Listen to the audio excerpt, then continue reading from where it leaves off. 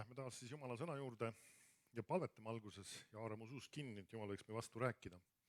Isa, ma tänan, et sinu ligiolu on siin paigas, Isa, et su sõna on meie jaoks valmis pandud.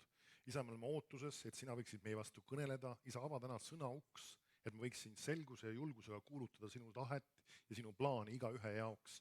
Isa, et me haarame kinni sellest, et sinu sõna kasvatab meie usku, teeb meid tugevaks ja on meile julgustuseks ja ehituseks. Tänu sulle, Isa, tervenemiste, imede ja elumuutuste eest. Jeesuse nimel. Aamen ja aamen. Kiitus Jumalale. Ma lähen edasi teemaga Jumala halastus ja kaastunne. Ja see on teema, mis on väärt seda, et nagu seda niimoodi päris mitmeid kordi vaadata ja sa võid minuga koos teha lahti 155. laulu ja 8. salmi ja ka 9. salm. Ma eelmine kord ütlesin, et see oleks hea pähe õppida. Ma arvan, et see oleks tõesti seda hea pähe õppida ja lasta sellel sõnal nii-öelda minna oma südamesse. Ja siin ta ütleb niimoodi siis. Armuline ja halastaja on Jehova, pika meelega ja suur heldusest. Hea on Jehova kõigile ja tema halastus on üle kõigi tema tegude. Nüüd, kui sa vaatad seda kirja kohta, siis ta ütleb meile eesti keeles siis armuline ja halastaja. See sõna halastaja on paljudest teistest tõlgetest tõlgitud ka kui kaastundlik. Või siis üks tõlge kasutab ka väljendit, et ta on täis kaastunnet. Niisiis, see on see, mis me tasuks meeles pidada. Kaks sükest väga olulist sõna, halastus ja kaastunne. Ja meil on Piiblis nii siis heebrea kui ka kreeka keeles kasutavad selle erinevaid sõnu, aga sisuliselt ja tähenduselt on nad väga sarnased. Ja need räägivad tegelikult just sellest, et Jumalal on kaastunne meie vastu, Jumal nii-öelda õhutab üles ka seda armastust ja hoolimist just meie suhtes. Nüüd, kui sa vaatad siin, ta ütleb siis selles kohasel uuesti, et ta on pika meelega ja suur heldusest ja ütleb, et hea on Jehova kõigile. See on üks asi, mis tuleks kindlasti meil meeles pidada just seoses tervenemisega, et kui me näeme kuskil Jumalat head tegemas, sest Piibelis ütleb Apostlite 10.38, et Jeesus tegi ka head ja parandas kõiki, siis me võime näha seda, et seesama, et Jumal on meie vastu hea ja see, et ta parandab kõiki, need on omavahel seotud. Nüüd just tervenemine ja ka siis seesamaga seoses siis ka just see, et sa võid teada, et Jumal on vastu hea ja on omavahel seotud. Amen. Nüüd, kui sa vaatad siin lõpus, ta ütleb, hea on Jehova kõigile, tema halastus on üle kõigi tema tegude. Siis me näeme, et Jumala teod on motiveeritud kaastundest ja halastusest.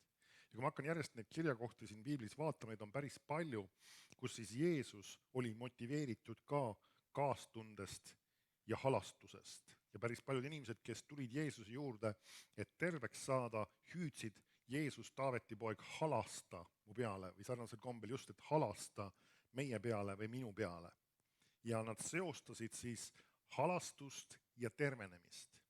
Nüüd tänapäeva kristlased sageli ei seosta halastust ja tervenemist. Nad seostavad halastust ja pattude andestust. Nüüd ma olen siin varem selle teema läbi käinud, kuidas Piibel tegelikult paneb need kaks asja kokku ja meil ei tasugi neid üksteist üldse eraldada, aga me näeme väga palju just kirjakohti, kus inimesi, kes tulevad Jeesuse juurde, hüüavad, et Jeesus võiks nende peale halastada.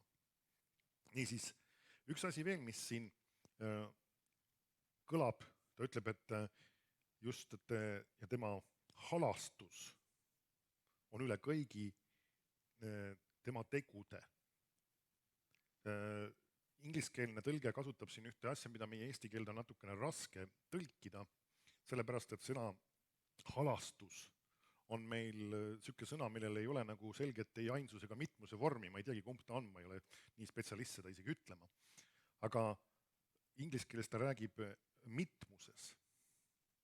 Võiks öelda halastused, aga see vist ei ole päris korrektne eesti keel. Aga ta räägib mitmusest. Miks pärast ta räägib mitmusest? Sellepärast, et halastus ei puuduta ainult ühte ala meie elus, vaid see puudutab mitmeid, paljusid halasid.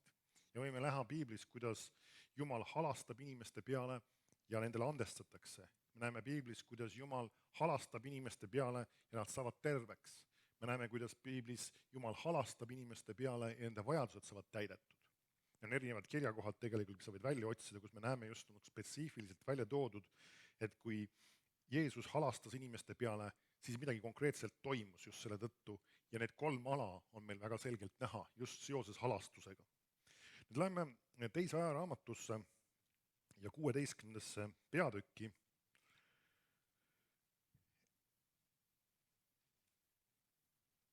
Nüüd üks asi, mida vahetevahel just seoses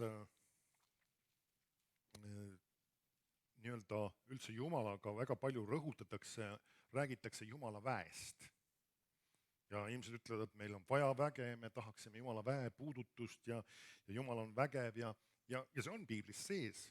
Aga kui sa hakkad vaatama seda, siis palju olulisem tervenemise puhul on see, et inimestel oleks usku sellesse, et Jumal armastab neid ja tahab oma väge nende jaoks kasutada. Ja siin ta ütleb teise ajaraamatu 16 ja 9 niimoodi. Sest Jehova silmad uitavad kogu maal, et võimsasti aidata neid, kes siira südamega hoiavad tema poole. Siis me näeme, et Jumal on otsimas mööda maad ja otsimas võimalust, et ta saaks kedagi aidata. See sõna aitamine tähendab väga laias plaanis asju. Ma arvan, me võime kõik need 3 erinevat ala sinna sisse panna, nagu patuse, andestuse, tervenemise ja üleloomuliku varustuse. Ja me näeme, kuidas Jumal tahab aidata. Ja kui sa vaatad siin, kui ta ütles ennem selles eelmises kirjakohas, et ta on hea kõigile, siis me võime näha seda ka, et ta samamoodi tahab ka aidata. Ta paneb küll ühe tingimuse siia, need, kes siira südamega hoiavad tema poole. See meie igatsus ja ootus Jumala järgi on see, mis määrab väga palju, mida me saame Jumala käest või mida me ei saa Jumala käest. Aga sellegipoolest see on väga oluline, et me näeme seda, et Jumal on otsimas võimalust oma väge näidata. Niisiis, see sama usk just Jumala headusesse on väga oluline asi. Ameerika Ühendriikides tänasel päeval on juba issanda juures oli üks jutlustaja Oral Roberts, kelle oli üks lause, mis eesti keeles kõlab väga lihtsalt ja lakooniliselt, Jumal on hea. Nüüd vahetevahel mõndele inimestele ei meeldi see, kui öeldakse, et Jumal on hea lihtsalt. Vahest inimestele võib jääda kuidagi nagu süke võib-olla mitte korrektne arusaam Jumalast. Aga mida see piibli koht ütles? Et Jumal on hea kõigile. Ta tahab näidata oma headust, nagu ta ütles siin, hea on Jehova kõigile. Me näeme seda, et siis ta järelikult tahab oma headust näidata ka neile, kes seda ei ole väärt. Nüüd eelmine kord ma rääkisin sellest ka, et me saame päästetud tänu Jumala halastusele. Niisiis, Jumala halastuse pärast me saame päästetud, me saame sünnime uuesti. Ja see ei ole meie tegude tõttu, see ei ole sellepärast, et me oleme, nagu öeldakse, tublid olnud ja sellepärast saame päästetud, vaid sellepärast, et me usume temasse. Ja see on üks oluline asi, et me tuleb seda meeles pidada, et ta Jumala käest me saame asju usu läbi, mitte tänu oma tegudele. Et samamoodi on tegelikult see ka just seoses tervenemisega. Et need asjad, mis Jumalal meile anda on, ei ole mitte sellepärast, et me oleme tublid olnud. Ma rääkisin ühel varelasemal korral ka sellest, kuidas vahest mõned kristlased ütlevad, ma olen nii tublilt ilusti koguduses käinud ja uurin piiblit ja aitan koguduses ja no Jumal peaks ju mind siis nüüd terveks tegema. See ei sünni meile selle läbi, mis me oleme teinud. Samas ei ole vale koguduses käia, ei ole vale aidata koguduses, uurida piiblit, aga iva on selles, et me saame usu läbi terveks. Ja see on kõigile kättesaadav, kes otsustavad uskuda Jumala sõna.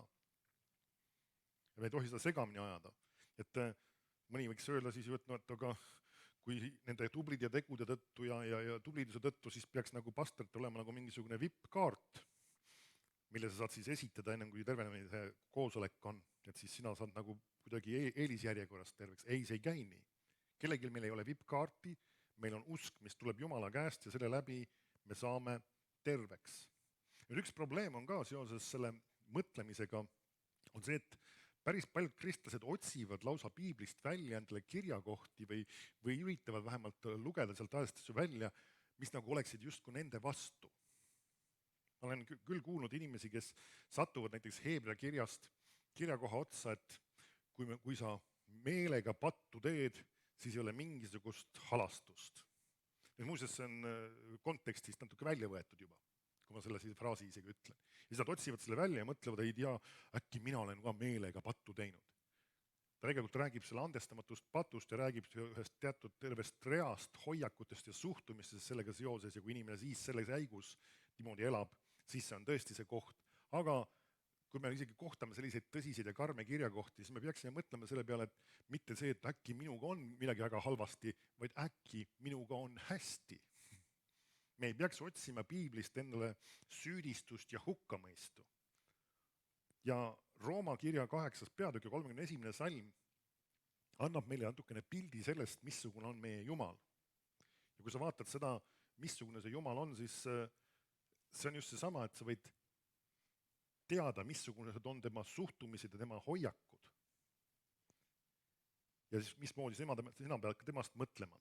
Ta ütleb siin siis, mis me siis ütleme selle kohta, kui Jumal on meie poolt, kes võib olla meie vastu. Nüüd üks inimene üritas selle kirjakoha ka nagu ära pöörata, et ega alati vist Jumal ei olegi meie poolt, et ikka on öeldud ju kui Jumal on poolt, see ei ole öeldud seda. Siin tegelikult räägib kontekstis sellest, et Jumal on meie poolt ja paljud tõlked isegi viitavadki just sellisel kujul sellele. Ja siis öeldes, et Jumal on meie poolt. Amen. Ja siis, kui Jumal on meie poolt, kes võib olla meie vastu?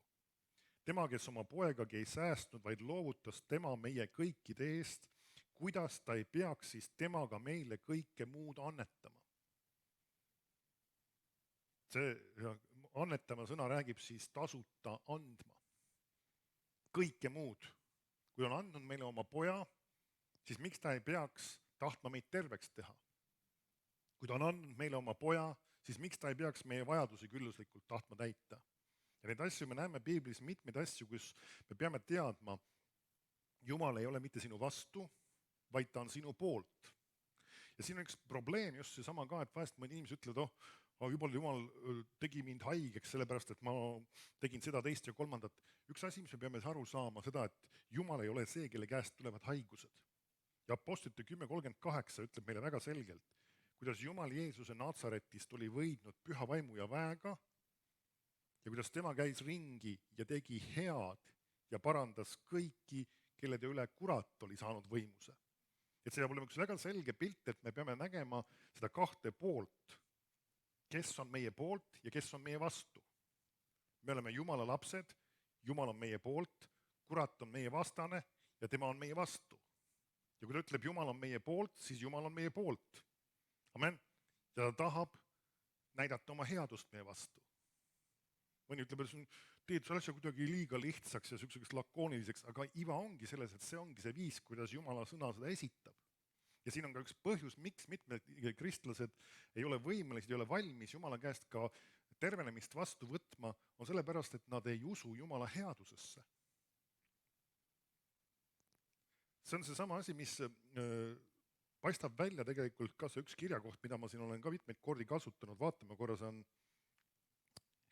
Markuse 1.40. Tuntud kirjakoht. Minule hakkab ta juba pähe jääma.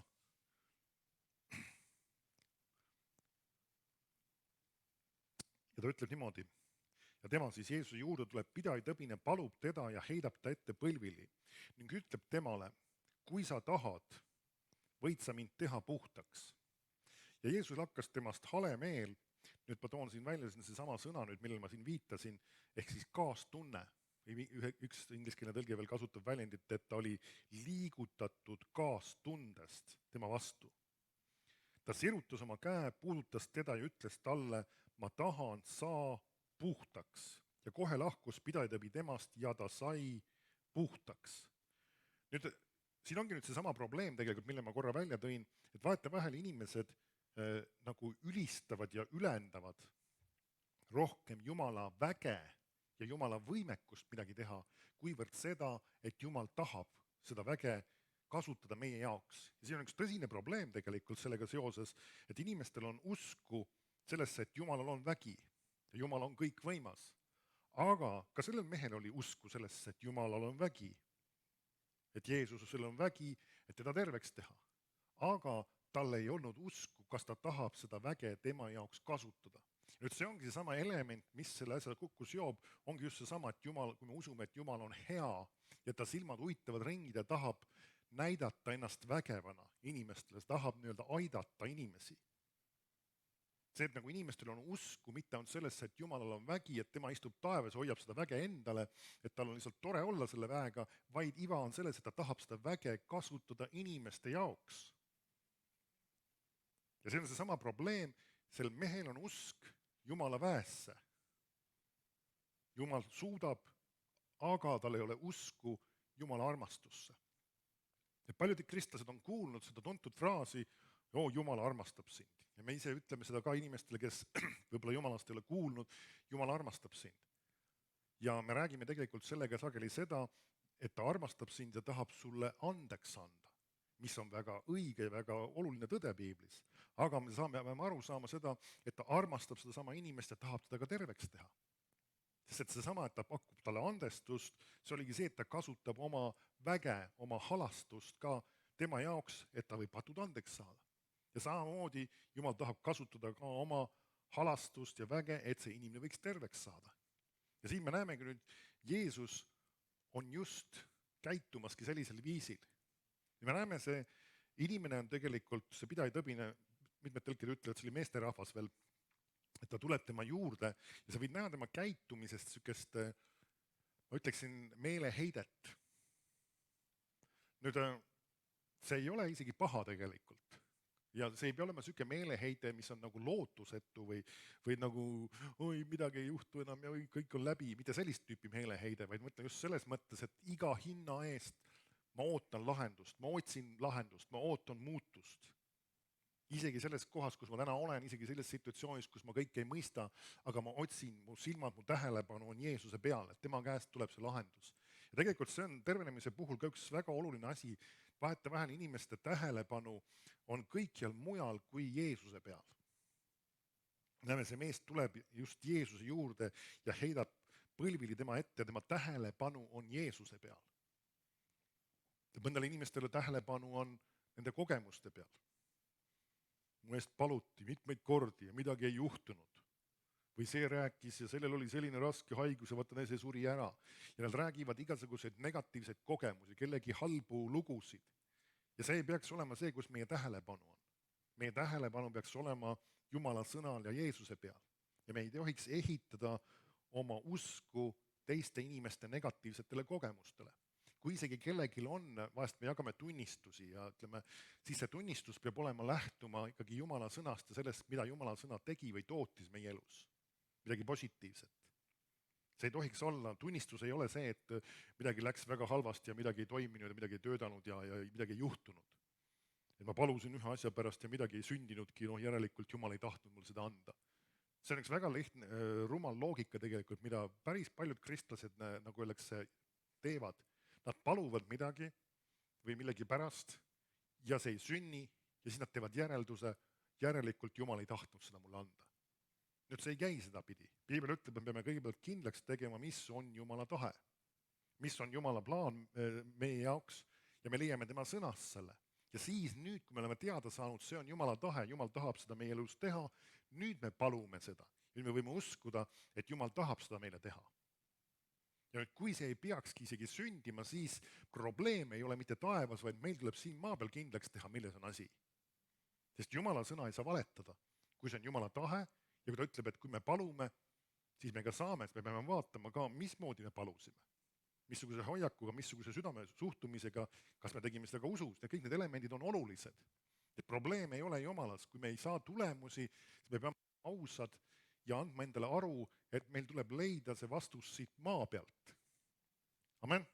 Mulle ikka meeldib tuua see näide, me oleme televisiooniga kokku puutunud kõik, kui sa oled kodus ja sa oled telekat vaatamas ja mingil hetkel äkki kõmdi on sul pilt läinud, siis esimene asi, mis sa teed, ei ole see, et kus on Eesti Televisiooni telefoninumber, kui ma küsin nende käest, mis nad teevad seal. Miks nad pilti ei saada mulle? Esimene asi on see, et sa lähed ja vaatad, mis su aparaadiga on. Mis sul on seal, kas iganes antenn või ühendus või mis iganes muu. Tänapäeval on see asi palju keerulisem, kui varem võib-olla oli. Et kas need asjad on kõik taga ühendatud, kas kaablid on taga, kas kõik süsteemid on toimimas, kas su see, mis iganes, enamasti on palju interneti kaudu, kas see internetisüsteem ei jooksnud kinni ja mis iganes. Sa hakkad neid asju hoopis vaatama. Ja kui seal, nagu öeldakse, kõik need asjad oled läbi vaadanud ja kui tõesti peaks siuke asi olema, mida enamasti eriti palju ei juhtu küll vist, on see, et nagu kui see kõik sinu süsteemid on korras ja kuskilt sealt tõesti ei peaks tulema, siis Eesti Televisioon paneb oma kirja välja, et mis iganes, mingisugune viga või tehniline viga. Ja sa võid selle näha seda. Aga iva ongi selles, et ka samamoodi kui Jumalaga, kui me ei näe tulemusi, siis probleem ei ole mitte Jumalas, vaid probleem on kuskil siin maa peal. Ja me peame sellest aru andma ja leidma selle vastuse ja küsima Jumala käest, milles on asi. Ja vahest mõned inimesed ka lihtsalt paluvad ja teevad mingeid asju, aga kunagi ei pööra sellele tähelepanu, et sellel ei ole mitte mingit tulemusi olnud. Ja see on siis nagu, peab ju paluma. No ei ole küll mingit tulemusi olnud, aga palume veel ja palume veel. Ma arvan, et äkki oleks tark küsida, miks ei ole tulemusi olnud. Miks ei ole vilja olnud selle asjal, miks me ei ole näinud tulemusi. Ja minna ja uurida Jumala sõnast, miks me ei ole näinud tulemusi ja teha need muutused, et need tulemused võiksid tulla. Ja see on üks asi, mis vahest inimesed lihtsalt nii-öelda nagu kombetalituse pärast lihtsalt korrutame palved ja korrutame veel palju, et nagu Piibel ei ütle seda, et kui sa hästi palju ja hästi paljud inimesed paluvad sinu eest, et siis hakkab midagi juhtuma.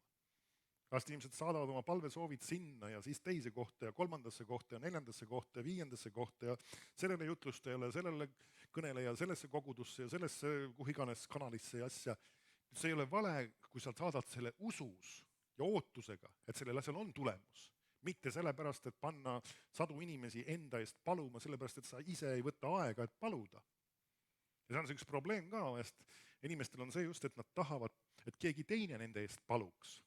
Aga Piibel ütleb, et kui keegi teie seast on haige, siis need kutsugu koguduse vanemad ja me näeme, kuidas see initsiatiiv on tegelikult selle inimese poolt, kes on haige. Isegi kui see koguduse vanem tuleb tema eest paluma või see pastor, siis sellegi poolest initsiatiiv on selle haige poolne. Ja siis ta ütleb, usu palve päästab tõbise, seal ta ei ütle tingimata, et pastori palve päästab tõbise.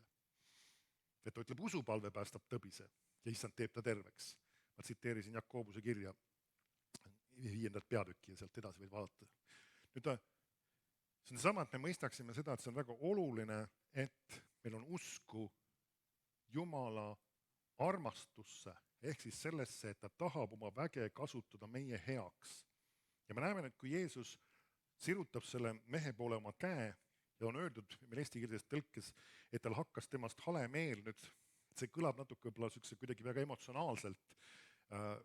Teised tõlked nagu tõlgivad seda selles mõttes selle nüansi poolest minu arust natuke paremini ja ütlevad, et Jeesus oli liigutud kaastundest. Ja mulle meeldib see sellepärast just, et me peame ühte asja veel meeles pidama, kuna eestikeelne sõna kaastunne räägib jällegi emotsioonidest. Kui meil on hale meel, see räägib emotsioonidest ja kaastunne räägib ka emotsioonidest ja sellega on kaasas emotsioonid. Aga saame aru, ainult emotsioon ei ole see, mis lahendusi sulle pakub. Vaid me saame aru seda, et kui me toome ühe sõna siia juurde veel, see on siis armastus.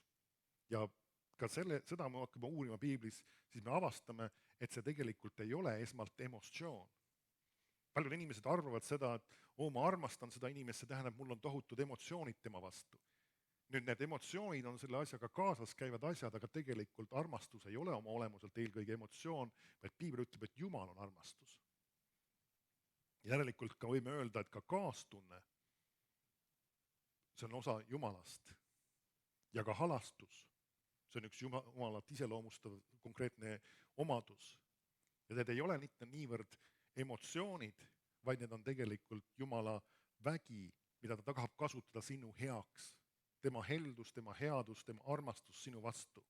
Ja me näeme, kuidas seesama Jumala armastus ja heldus ja headus selle pidajatõbise vastu see käivitas Jeesust, just et ta oli liigutatud, mulle meeldib see väljend just selle juures, mismoodi ta on tõlgitud, et ta oli liigutatud kaastundest. See pani tema liikuma. Vaata vahel, igaüks oleme sattunud võib-olla oma elus kellegi inimese võib-olla matustele ja see on ilus Eesti traditsioon ja ma arvan, teistes kohtades on ka sarnased asjad, siis astutakse ligi selle lähedastele ja öeldakse, avaldan sulle kaastunnet. Nüüd see on ilus traditsioon, aga siin on midagi enamat kui ainult üks ilus traditsioon või niisugune komme selle asja juures, vaid me näeme, et Jeesus on sellest kaastundest motiveeritud. Ta lihtsalt ei olnud midagi, ainult emotsioon, et nii kurb ja nii kole lugu, vaid et see käivitas teda ja selle tõttu nüüd ta ütleb talle midagi. Sest ta oli liigutud kaastundest tema vastu ja nüüd ta ütleb midagi. Tegelikult ta sirutab oma käe, puudutab teda ja siis ütleb. Oleme täpselt selles mõttes selles järjekorras. Ja mida ta ütleb talle?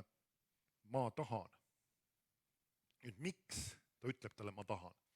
Uurides selle sama asja tausta, sellepärast, et tal on kaastunne tema vastu. Nüüd siit tuleb jälle see sama kirjakoht, millega ma alustasin. Armuline ja halastaja on Jehova, pika meelega ja suur hellusest. Hea on Jehova kõigile. Niisiis me näeme, kuidas ta tahab näidata oma headust, ta tahab näidata oma väge ja abistada või aidata neid, kes tema poole hoiavad, nagu see kirjakoht ütles ajaraamatusest. Niisiis see inimene oli tulnud Jumala juurde, et abi saada, siira südamega. Ja Jumal tahtis teda aidata, sest et tal on tema vastu kaastunne. Et see on näha huvitav tegelikult samas, me võime aru saada, et sellel mehel ei olnud tohutu usk tervenemisesse ja tal ei olnud võib-olla selget arusaamist isegi tervenemisest, aga tal oli seesama siiras otsimine Jumala järgi see, et ta tahtis lahendust, ta tahtis abi, ta otsis abi, ta oli siiralt otsimas ja nüüd Jumal näeb seda südant ja tahtis seda kohe aidata. Ja Jeesus sirutab välja oma käe ja ütleb, ma tahan.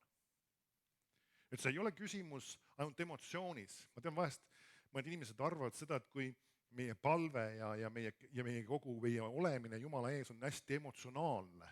Et me võib-olla nutame ja hüüame ja võib-olla halame lausa ja et siis Jumal kindlasti kuuleb. Nüüd emotsioonid ei ole keelatud, aga iva on selles, et meie usk ja meie siiras südame hoiak on see, mis Jumala jaoks midagi räägib. Meie pisarad ei pruugi olla need, mis räägivad. Samas me näeme Jeesus, kui ta palus, ta ütleb ka, et ta oli hüüdmise ja silmaveega, aga teda kuuldi tema Jumala kartuse pärast. Me peame aru saama, Jumal ei kuule meid meie pisarate pärast, meie hüüdmise pärast või meie emotsioonide pärast, mis me selle juures välja valame, vaid ta kuuleb meid just meie südame hoiakutega, samas usu ja ka samas ka Jumala kartuse pärast, teatud põhiliste elu ja suhtumishoiakute pärast. See on see, mis käivitab meie palve. Ja inimesed kristlastena vahest ajavad need asjad nii sassi enda jaoks, et nad mõtlevad seda, et see väline on see, mis annab tulemusi. Ja siis nad iga kord, kui nad hakkavad palvetama, siis nad lülitavad oma nutmise sisse. Ma olen kuulnud selliseid inimesi kahjuks aeg-ajalt, nad hakkavad palvetama, siis nad käivitavad oma nutumasina. Ma just ütlen seda sellisel viisil, sest et meie käitumine ei tohiks kristlastena olla veider. Et kui sa palvetad ja räägid Jumalaga, siis sa pead mingit teatud tüüpi häält tegema või teatud veidral kombel käituma iga kord. Sa võid rääkida Jumalaga, täitsa tavalise häälega. Ta kuuleb sind, sellepärast, et sa usud tema sõna, sellepärast, et sa usud tema armastusse sinu vastu, sellest, et ta hoolib sinust ja sellepärast sa võid temaga rahulikult hea rõõmsa häälega rääkida. Amen. Ja samas muidugi on kohti ja hetki, kui sa tõesti hüüad Jumala ees, on kohti, kus sa ka ei nutad Jumala ees, aga see on põhjendatud sellepärast, et see on sinu südames ja see on lähtumas sinu südamest. Mitte üks väline fassaad või midagi sellist, mis sa teed lihtsalt sellepärast, et seda eelmine kord sai tehtud. Et see on üks väga oluline asi tegelikult, et me ei kordaks kogu aeg asju järgi, sest Jumal on meid mitmekülgseks loonud ja ta tahab, et me võiksime väljendada asju oma südamest eelkõige. Siis me näeme, Jeesus oli liigutud kaastundest, sirutab oma käe ja puudutab teda ja ütleb talle, ma tahan saa puhtaks. Ja nüüd, kui see mees on, nagu öeldakse, siire südamega, tulemas Jumala ette, Jumala poole siis ta saab oma lahenduse ja ta ütleb ja kohe lahkus pidajatõbi temast ja ta sai puhtaks. Me näeme, kuidas seesama Jumala vägi tegutses tema jaoks. Millal? Mis elemente me näeme siin? Just seesama jumalik kaastunne ja samas teise külje pealt usk Jumala tahtesse terveks teha. Nüüd, mul meeldib alati selle kirjakohaga koos tuua üks väga oluline printsiip. See on see, et Jumal ei tee vahet isikute vahel. Kui sina samasuguse siira südamega tuled Jumala ette ja siis võib-olla sul on täna usku sellesse, et Jumal on vägev ja Jumal on kõikvõimas, aga sa ütled nüüd, ma tean, et sa tahad, sest sa ütlesid seda sellele pidajatõbisele. Siis see on seesama koht, kus sinu usk saab haagitud Jumalaga ja sa haarad kinni sellest usu käega, me võime justkui sükest väljendit täitsa kasutada, ja see tervenemine sünnib su jaoks, sest Jumal ei tee vahet isikute vahel. Vastus, kas Jumal tahab mind terveks teha, on juba kõlanud. Ei ole vaja enam otsima minna, ei ole vaja enam palvetama minna, ei ole vaja enam küsida ühe ja teise ja kolmanda käest, kas Jumal mind ka tahab terveks teha. Vastus on kõlanud, ma tahan. Ja see vastus on lähtunud Jumala armastusest ja kaastundest iga inimese vastu. Ta tahab näidata ennast vägevana iga ühele, kes tema teda nii-öelda otsib ja tema poole siira südamega hoiab. Amen. Niisiis, nüüd üks osi, lähme natuke siin selle sama teemaga veel edasi. Üks probleem, mis on just selle sama Jumala headusega, on see, et vahetevahel inimesed ei tunne Jumalat. Ja vaatame Johannese 14.7. Ja Jeesus tegelikult toob selle sama probleemi ka välja siin.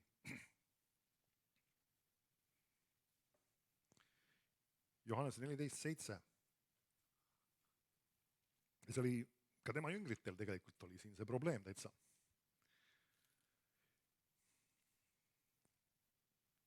Sa võid lugeda seda konteksti, see on päris, ta tegeleb selle asjaga natuke pikemalt, isegi ütleb niimoodi siis ka.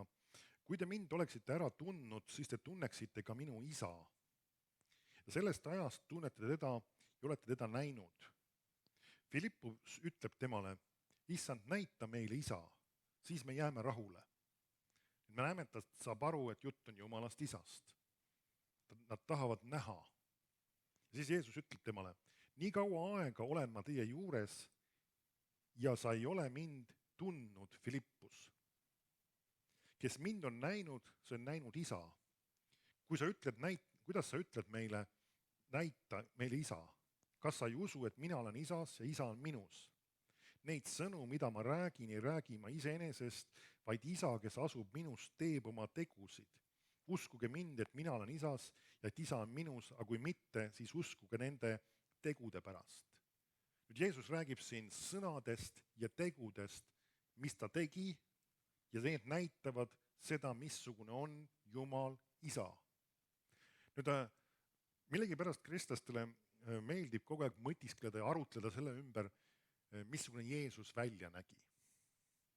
Aga hämmastav on see, et meil ei ole Piiblis ühtegi sellist väga detailset kirjeldust, mis kirjeldaks Jeesuse välimust.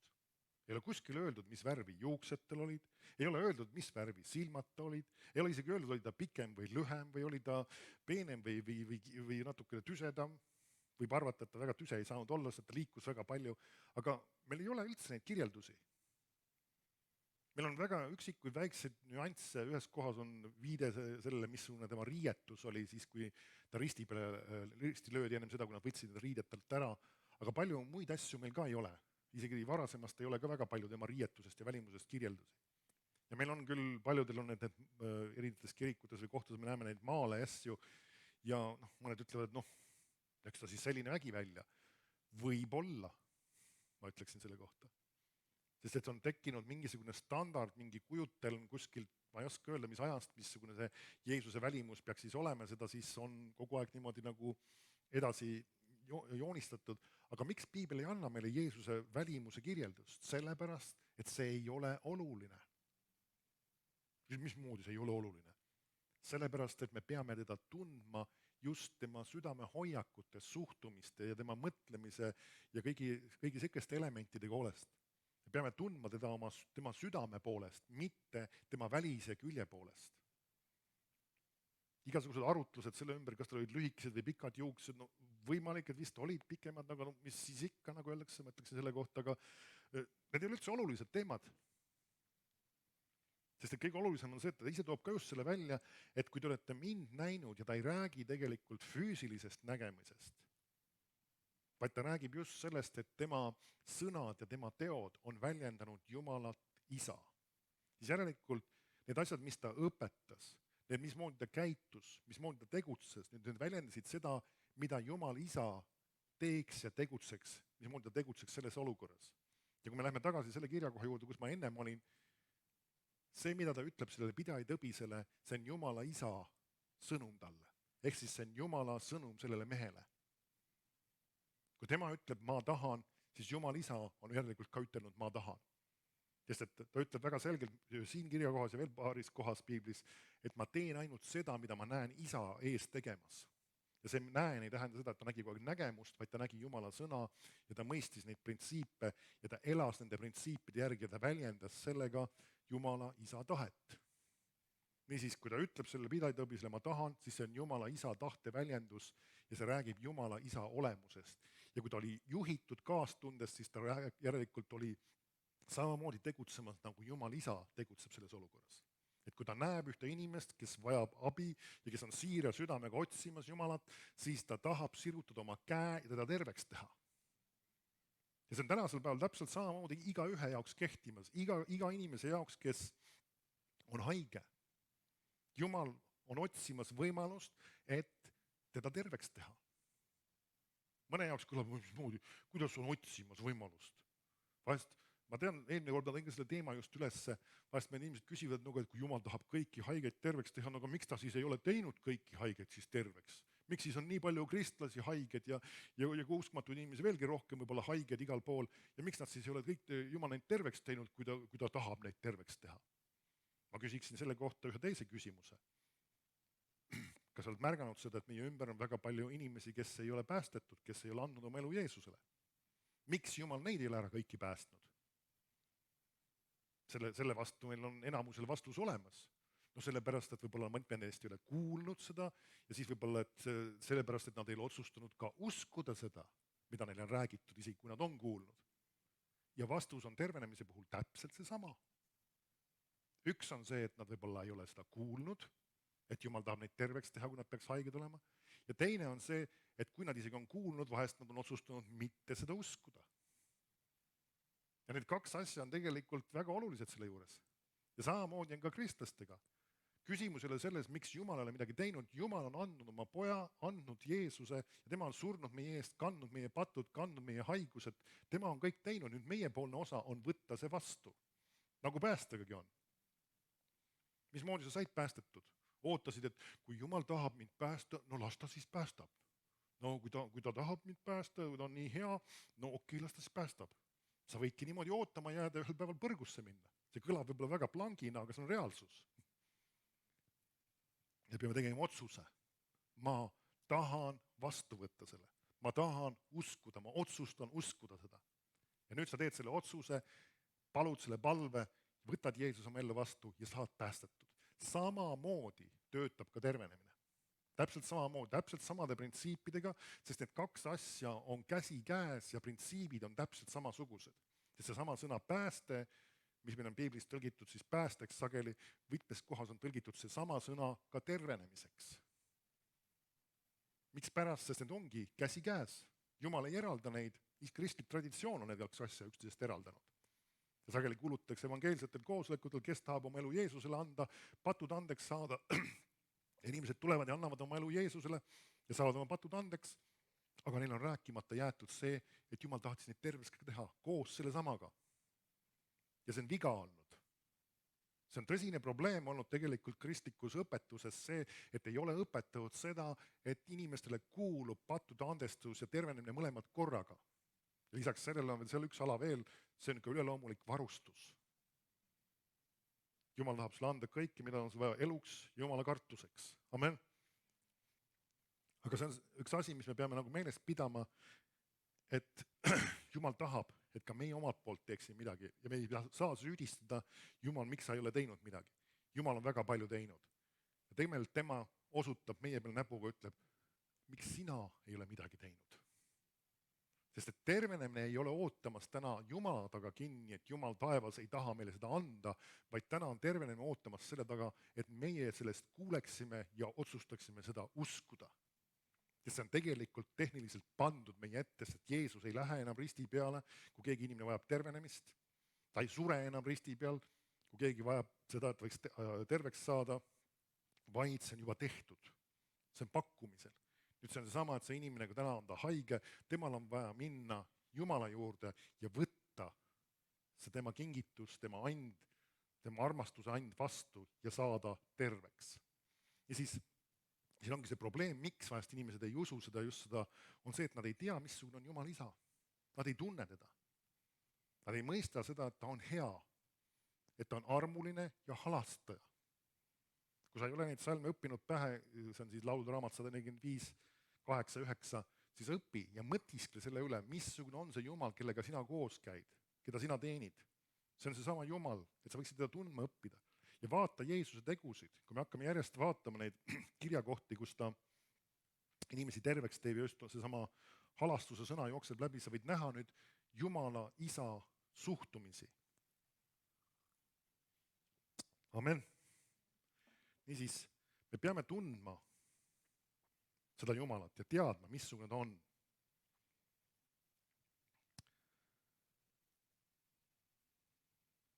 Ja siis Jumal, Piibel siis ülendab rohkem Jumala headust ja halastust, kuivõrd Jumala väge. Vaatame korra ühte kirja kohta, 1. Johannese 4:16.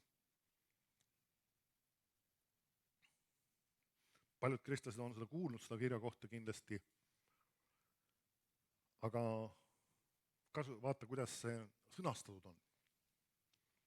4:16, 1. Johannese kiri, ütleb, ja me oleme tundma õppinud ja uskunud armastust. Kui sa märkasid seda, me oleme tundma õppinud ja uskunud armastust, mis Jumalal on meie vastu. Nüüd peame meeles, armastus ei ole ainult emotsioon. Jumal ei istu taevas, et ma nii armastan teid, see niisugune emotsioon on mul sellest, mul on nii liigutavad emotsionaalselt sellest ja ma ei ütle seda, et ta ei või tunda emotsioone. Ja ka sina ei või tunda emotsioone armastuse juures, aga see on see, et ta tahab seda näidata reaalsete tegudega. Amen. Ka isegi abikaasad, kes ainult ütlevad üksteisele, ma armastan sind, aga tegelikult mingeid reaalseid tegusid sellega ei kaasne, see mingil hetkel muutub tühjaks. See ei kanna enam. Ja siit ütleb, Jumal on armastus ja kes jääb armastusse, see jääb Jumalasse ning Jumal jääb temasse. Ja ta ütleb, et me oleme tundma õppinud ja uskunud armastust. Meil on vaja tundma õppida Jumala armastust või Jumalat, kes on armastus, isegi tuleks öelda. Amen, sest Jumal on armastus. Meil on tundma õppida vaja ja meil on vaja seda uskuda. See tähendab just seda, et ta tahab kasutada oma väge meie heaks. Nagu pidajatõbise poolegi Jeesus sirutab oma käe, ütleb, ma tahan näidata oma headust. Jumal tahab näidata oma headust ja sind terveks teha. Sest et Jumal on hea, armuline ja halastaja on Jehova. Ja hea on ta kõigile. Amen. Hoolimata sinu taustast, hoolimata sellest, kui hästi või mitte hästi sa oled elanud, mitte see, et me peaks elama, kes teab mismoodi, aga iga on selles, meie hea elustiil ei tooda midagi seda, et me saame midagi Jumala käest nagu välja teenida, vaid me saame selle usu läbi. Amen.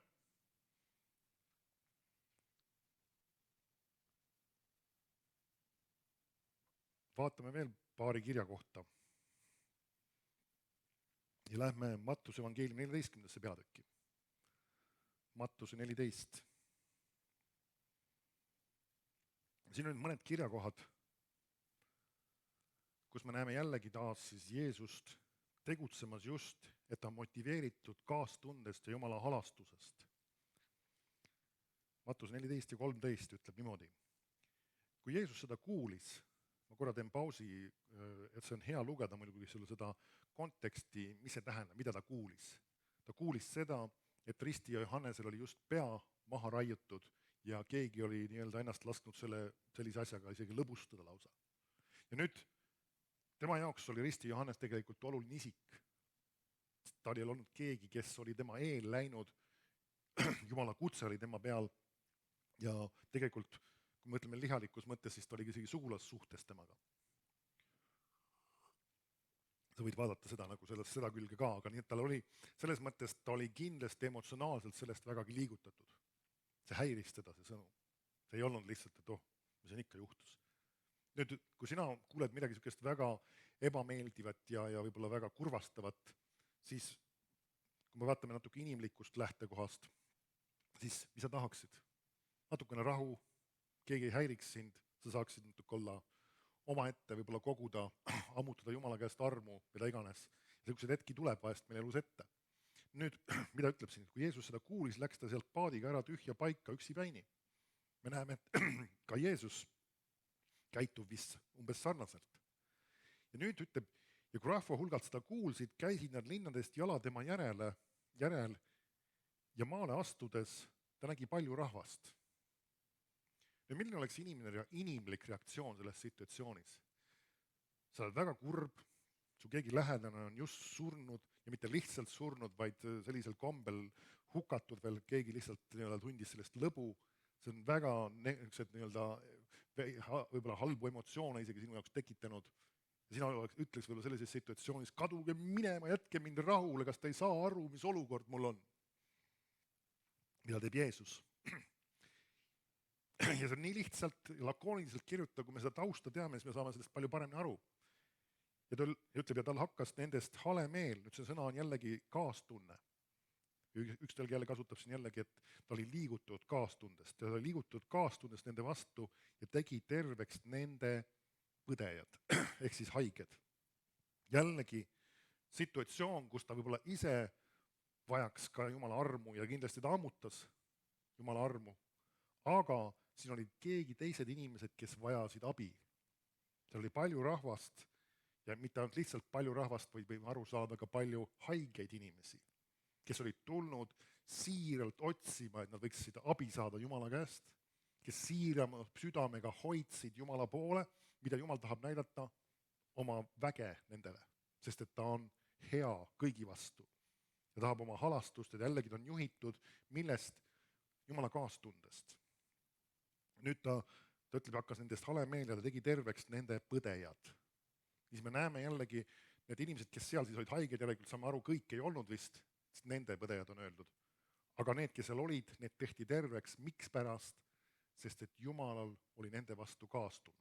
Paneme selle jälle sellega kokku, et Jeesus tegi seda, mida ta nägi isa ees tegemas. Niisiis ta väljendas Jumala isa tahet näidata oma headust nende vastu, kes on tulnud otsima ja abi saama. Amen. Jällegi Jeesus oli juhitud kaastundest. Amen. Võiks küsida, miks ta tegi haigeid terveks. Vaatevahel mõned inimesega isegi on väitnud sellist asja, et Jeesus tegi haigeid sellepärast terveks, et näidata, et tema on Jumala poeg. Kui sa hakkad uurima piiblit, siis meil ei ole mitte ühtegi kirja kohta piiblis, mis sellist asja väidaks. Et ta tegi kellegi terveks sellepärast just, et näidata, et tema on Jumala poeg. Vaata, ma olen Jumala poeg, vaata sellepärast see ime sündis. Kunagi ei ole midagi sellist, ei tule, siin kontekstist ei tule mitte välja. Aga meil on mitmed kirjakohti, kus ta ütleb, et ta tegi nad terveks sellepärast, et ta oli kaastunud nende inimeste vastu. Niisiis ta ei üritanud, nagu öeldakse, kuidagi iseennast tõestada. Ja tal ei olnud vajagi tõestada seda, et ta on Jumala poeg. Seda ei olnud vajagi üldse tõestada, sest me näeme piiblis, ei olnud üldse palju inimesi, kes sellest aru said, et ta on Jumala poeg. Sa võid vaadata, mõningad inimesed said sellele pihta, aga mitte kõik. Paljud nägid teda kui lihtsalt ühte jutlustajat, inimest, kes, isegi just öelda just inimesed, kes jagab Jumala sõna. Sest ta oli tegemas seda inimese positsioonis, kes oli võitud püha vaimu ja väega. Niisiis, me näeme siis, et tal, nagu siis ma kasutan seda natuke kaasaegsemat väljendit, et tal oli kaastunne nende vastu ja tegi terveks nende siis haiged. Vaatame veel edasi.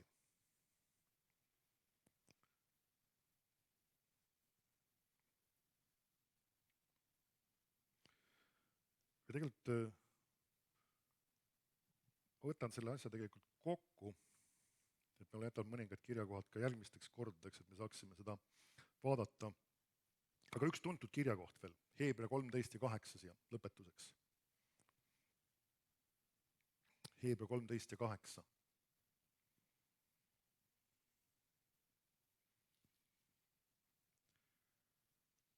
Kui Jeesus oli maa peal, siis ta tegi head ja parandas kõiki, kelle üle kurat oli saanud võimuse. Ta näitas siis Jumala headust, ta peegeldas seda, missugune on siis Jumal, tema hoiakuid, tema suhtumisi, tema mõtlemisi, tema sõnad olid Jumala isa sõnad. Amen. Ja siis ta ütleb Heebrea 13.8, Jeesus Kristus on seesama eile ja täna ja igavesti. Nüüd see, et Jeesus on täna füüsiliselt siis taevas, aga oma vaimu läbi meie seas, ei tähenda seda, et ta ei oleks meile nii-öelda kättesaadav. Nüüd seesama, mis ta ütles pidaitõbisele, seesama, mismoodi ta tegutses ka nende inimeste juhtes, kes olid tulnud, et terveks saada, see samamoodi, et ta oli liigutud kaastundest, ta on täna täpselt samamoodi juhitud ja liigutud kaastundest ka meie jaoks. Amen. Tegelikult mul üks kirjakoht tuli veel meelde, see on Heebrea kirjas. Heebrea 4.14, see on ka siin lähedal siis. Ta on seesama. Ja ta räägib nüüd Jeesusest siin, Heebrea 4.14, et meil nüüd on suur ülempreester Jeesus, Jumala poeg. Nüüd see räägib tänasel päeval sellest, mis situatsioonis me praegu oleme, kui ta on Jeesus, kes ütleb, kes taevad on läbinud, siis pidagem kinni tunnistusest. Ta viitab sellele, et ta on tõusnud ülesse, läinud taevasse ja ütleb, sest meil pole niisugune ülempreester, kellel ei oleks kaastundmust meie nõtrustega, vaid kes kõiges on kiusatud otse kui meie, siiski ilma patuta. Läki siis julgusega armujärje ette, et me saaksime halastust ja leiaksime armu oma abiks õigeks ajaks. Nüüd ta räägib tegelikult sellest, et Jeesus on tänasel päeval meie jaoks ülempreestri positsioonis. Kui on ülempreester, siis järelikult on ka preestrid.